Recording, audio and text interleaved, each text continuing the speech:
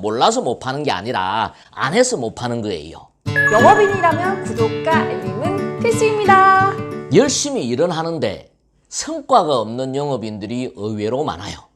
가만히 살펴보면은 그냥 열심히 일을 하는 거예요. 심지어 물고기를 잡겠다라고 낚싯대를 들고 산으로 가는 영업인들이 있어요. 그래 놓고 열심히 일했다고 자위하는 거예요. 그래서는 안 돼요. 물고기를 잡기 위해서는 산으로 가야 되는 게 아니라 바다로 가야 돼요. 바다로 간다라면은 어디에 물고기가 잘 노는지 포인트를 잘 찾아서 자리를 잡아야 돼요. 그리고 어떤 낚싯대를 쓰고 어떤 미끼를 끼워서 입질을 하면 어떻게 낚아챈다, 이게 종합적으로 되어야만이 물고기를 잡을 수 있는 거예요. 요령이 있어야 된다라는 거예요. 세일즈도 마찬가지예요. 영업의 결과를 만들기 위해서는 요령껏 일을 해야 돼요. 요령을 익히기 위해서는 두 가지 전제가 있어요. 난리지와 스킬로 무장을 먼저 해야 돼요. 지식과 기술을 내 것으로 만들어야 된다는 말이에요. 난리지에 대한 부분들 먼저 이야기를 해봅시다. 정보의 비대칭사회에서 정보의 대칭사회가 되었다면 이런 말 많이 하잖아요. 이제는 고객들이 많이 알아요. 고객들이 손안에서 모든 정보를 다 가지고 있어요. 비교 검토할 수 있는 능력이 생겼어요.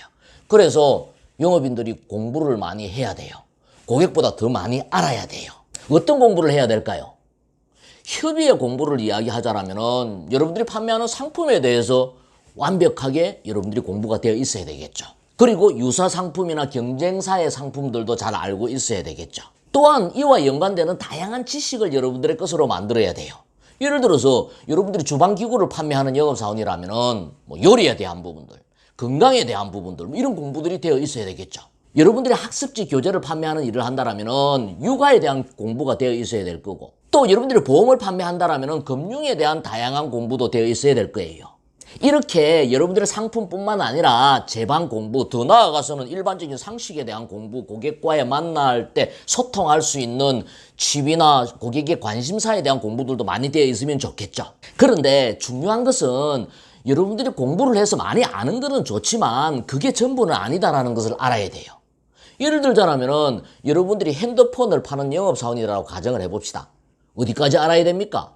애플리케이션을 다 알아야 되나요? 핸드폰을 분해 조립을 다 할 줄 알아야 되나요? 원가를 다 알아야 되나요? 사실 이런 거 몰라도 되거든요. 핸드폰의 기본적인 기능만 알면 되거든요. 그렇잖아요. 그래서 영업인들이 항상 많이 몰라서 못 판다라고 생각을 하는데, 대부분의 영업인들은 몰라서 못 파는 게 아니라 안 해서 못 파는 거예요.